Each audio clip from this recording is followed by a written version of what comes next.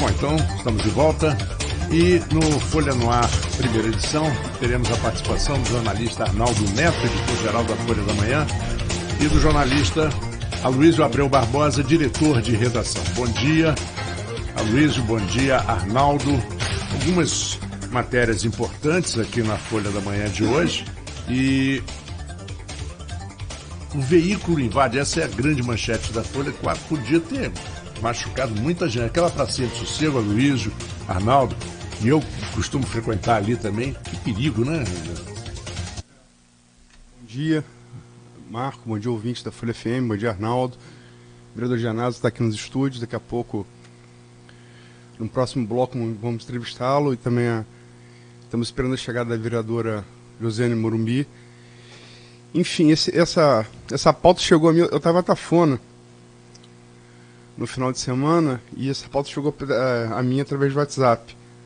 Viralizou logo, né? O carro invadiu. E fotos e vídeo, né? Tem um vídeo ali logo após o acidente. E eu frequento ali até porque é perto da minha casa, né? É verdade. E é uma área que assim, eu morei ali perto, né, desde criança, então é uma área... Eu tenho 46 anos de vida, eu frequento aos 40. Né? E ali é sempre um happy hour, assim, pracinha do sossego, né? Isso sem falar no grande fígado, né? O bife o melhor de Campos. Melhor de Campos. Propaganda, melhor bife de fígado de Campos. Propaganda gratuita, né? É, gratuito, mas é muito bom realmente. É muito bom. E aquilo fica sempre cheio, assim, tipo happy hour, né? Sai do trabalho, 6 horas, só que era um sábado. Nos sábados aquilo enche, assim, logo 10 da manhã, 11 da manhã, já tá lotado e fica até um pouco mais tarde. Foi justamente no horário, assim, de tarde. Ao que parece, tinha um senhor com carro e colidiram atrás dele. Ele subiu, né, a praça e passou por cima de cadeiras. Por sorte, não tinha ninguém.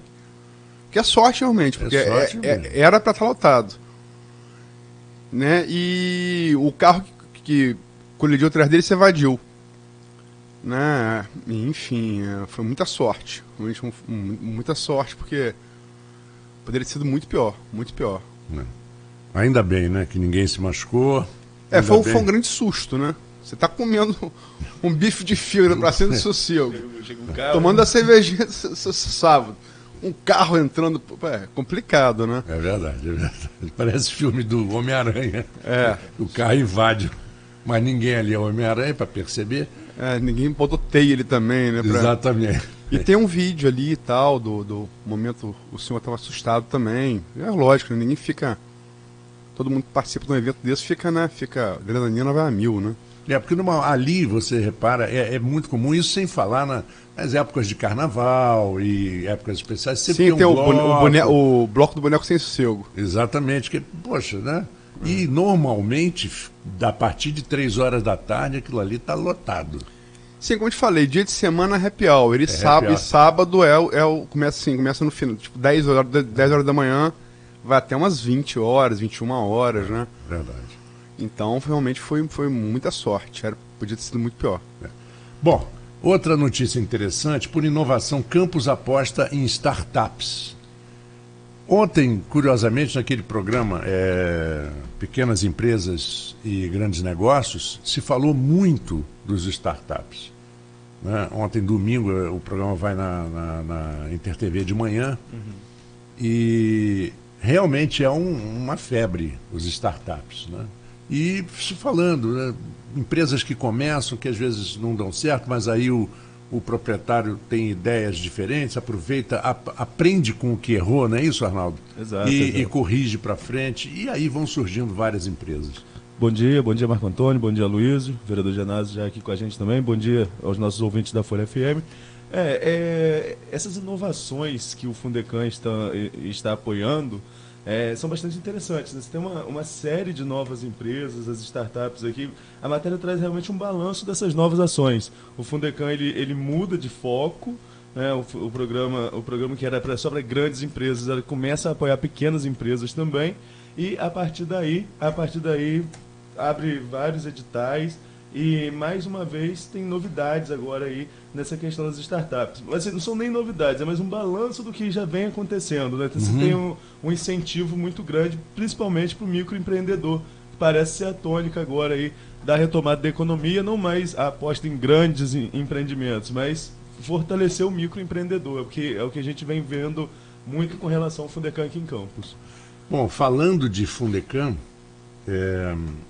lá em cima na Folha, fala exatamente que, com testemunhas ouvidas, a CPI do Fundecam avança na Câmara.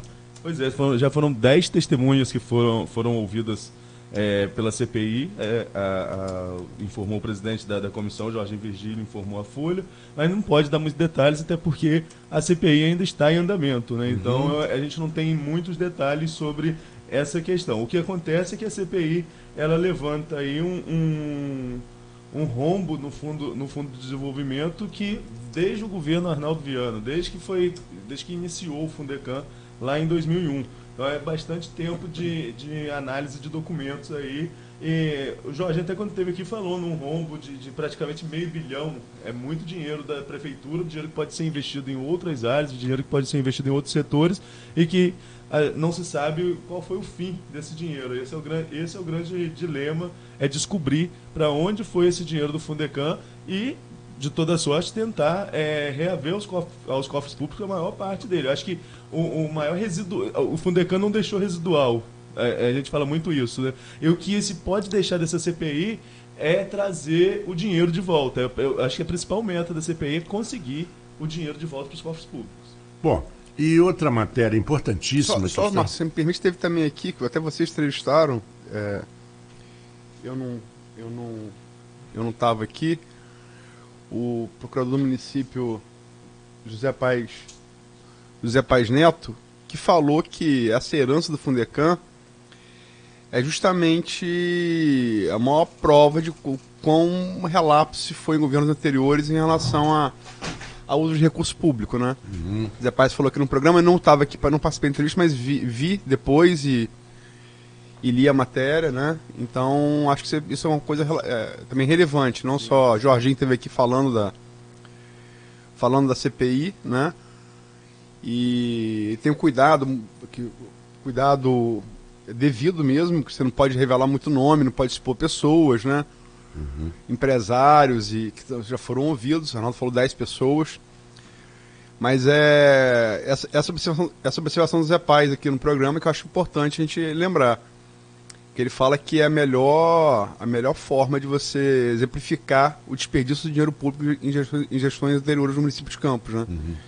Que o Ronaldo falou, o Fundecam, que foi muito dinheiro investido, não deixou residual quase nenhum, né? É a história da fábrica de macarrão. Não, tem a história da Xuxa, tem várias histórias, né? A história do galpão, tem... O que mais tem a história? Tem história de que a garantia do empréstimo era o que se comprava com o empréstimo. É verdade. Realmente não dá para entender o que aconteceu. E quando o Zé Paes falou, Luiz, ele até falou direto em um ponto. Desculpa. Royalties. Mau uso de royalties. Que era para alavancar o dinheiro o royalties na economia local, fazer esse dinheiro circular na economia local. A ideia do Fundecam é uma ideia excelente. Mas é uma boa ideia que foi mal executada. A verdade é essa. Mas isso é um resumo da ópera triste de Campos, né? Boas ideias mal executadas. Mas enfim. Você ia passar por outro assunto, Marco? Não, é rapidamente aqui, porque é uma matéria importantíssima. Mas eu só queria lembrar do que o Zé Paes falou, que eu acho importante. Ah, sim. Não, claro, porque aí já estava no assunto. Sim. Precisava mudar. Mas é intolerância religiosa, Luiz. E isso é um negócio muito sério. As atividades em terreiro são ameaçadas em Campos. Independente de eu concordar com a religião A, B, C ou D, e nós aqui, isso é uma coisa que não pode continuar da forma que está. E tem locais no Brasil onde a coisa chega a vias de fato mesmo. Existem crimes cometidos em nome da intolerância religiosa. Religião, quem tem que gostar não é quem não a professa, quem professa. É quem professa. Religião vem de religare, né? Do latim, religare é a maneira de você se religar ao mistério, alguns alcançam pela arte, outros pela religião. né? É um mistério. Né? É aquelas velhas questões, de onde vim, para onde vou, quanto tempo tem, estou fazendo o que aqui, que todo mundo tem, mais Todo ou menos, mundo né? tem, Existenciais, que a religião é uma maneira de você tentar responder essas perguntas, que perguntas existenciais, né? Que acompanham o homem, acho que desde sempre. Mas realmente essas religiões de origem africana, quer dizer, você elas foram religiões trazidas pelos escravos, né? Vindos para cá, acorrentados e tal, para os negros da África. Foram perseguidos naquele momento, conseguiram preservar a sua religião. Você tem agora liberdade de culto, que é um grande avanço da Constituição de 88. E você agora começa com essa intolerância, né, em cima das religiões de matriz africana, que isso é um absurdo, né? Isso é um absurdo, um retrocesso em qualquer Estado democrático de direito do mundo. O Estado é laico e toda religião você tem direito de professar. Logicamente tem algumas questões que podemos discutir, a questão de sacrifício de animais, por exemplo, que no Candomblé, a gente pode discutir isso especificamente, né? Agora, ter sua religião, poder professá-la, isso é um absurdo, né? E ocorre muito, você falou que eu estou correndo no Rio, muito por conta de parcerias, de aproximação do tráfico de drogas com as igrejas pentecostais. Não que sejam todas as igrejas pentecostais, mas as denominações, muitas delas se aproximam. Porque, de fato, estava vendo o Fernando Henrique Cardoso numa entrevista falando que você vai no Morro Carioca, ele foi como ex-presidente da República, quem está no Morro é o traficante e a igreja pentecostal. Elas que estão lá.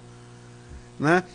E por conta dessa aproximação, que aí também tem a coisa da política, também podemos fazer um programa sobre isso, mas essa aproximação de certas denominações pentecostais com o tráfico, até porque divide esse espaço, estou usando como fonte Fernando Henrique Cardoso, ex-presidente da República, e essa intolerância de algumas denominações pentecostais com as religiões de matrizes africanas. A de matriz africana é a humanidade, né? A humanidade de matriz africana, nós somos uma espécie africana. Mas isso estaria recrudescendo o tratamento do próprio tráfico nas comunidades que dominam com os terreiros de Candomblé e Umbanda, que é muito ruim, né? É muito ruim. Aliás, o Roberto Jefferson falou isso. Quando ele esteve preso, ele disse que dentro da cadeia você tem crime e a igreja pentecostal. É o único suporte que existe de um segmento de fé para aqueles... Facções, né, criminosas. Facções criminosas e a igreja. Mas isso você vê, por exemplo, Mike Tyson, quando esteve preso por condenação de estupro, aliás, um caso parecido com, agora que a gente não falou aqui, que explodiu de Neymar. Me lembra muito, um caso muito parecido. Só que hoje você tem rede social, então o Neymar pode mostrar coisas até que não deveria, né? Fotos de íntimas, você não deveria ter feito isso. Agora, mostrou mensagem e tal, quer dizer, pode evidenciar muito bem o caso. Naquela época, Mike Tyson foi preso nos anos 90, mas o Mike Tyson, quando foi preso, ele se converteu ao islamismo. Lá nos Estados Unidos, eu que estou puxando os Estados Unidos agora, Marco. Já de alguns programas. É o segundo. Mas eles têm, o islamismo é muito atuante, ele cumpre meio que esse papel que os pentecostais cumprem aqui no Brasil. Isso. Eles pegam essas pessoas que estão ali desesperançadas e tal, e é uma porta, né? Eles têm esse papel. Quer dizer, eu me lembro que o Mike Tyson chegou a se adotar o islamismo, porque saiu da cadeia largou o islamismo, né? Mas quando esteve lá, ele segurou a barra dele. Só trazendo números dessa nossa matéria de hoje, foram 6 terreiros fechados na última semana em Guarulhos.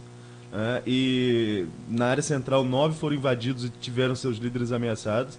E mais de 20 terreiros em todo o município estão submetidos a funcionar somente durante o dia, em posição, como a Luísa já colocou aqui, do tráfico de drogas, que está determinando o fechamento desses terreiros aqui.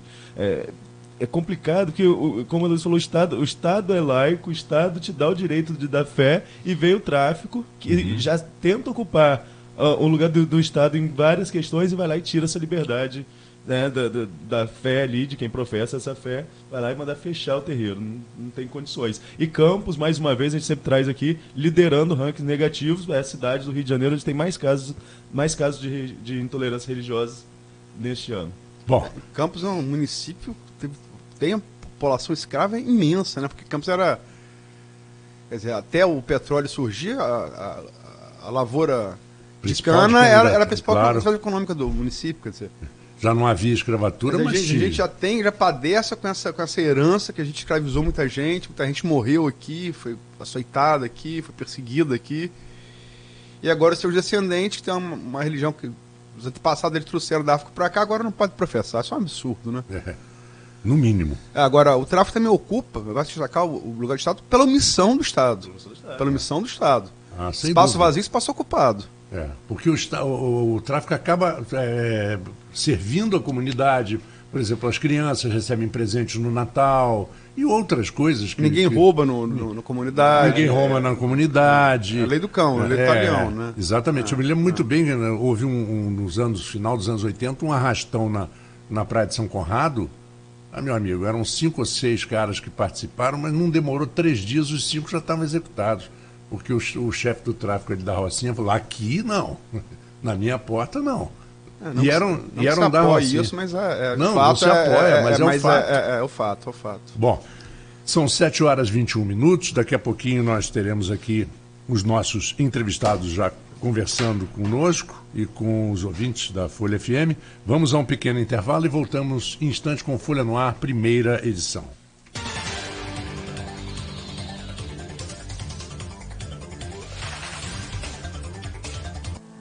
Uma das maiores fontes de desenvolvimento da atualidade é a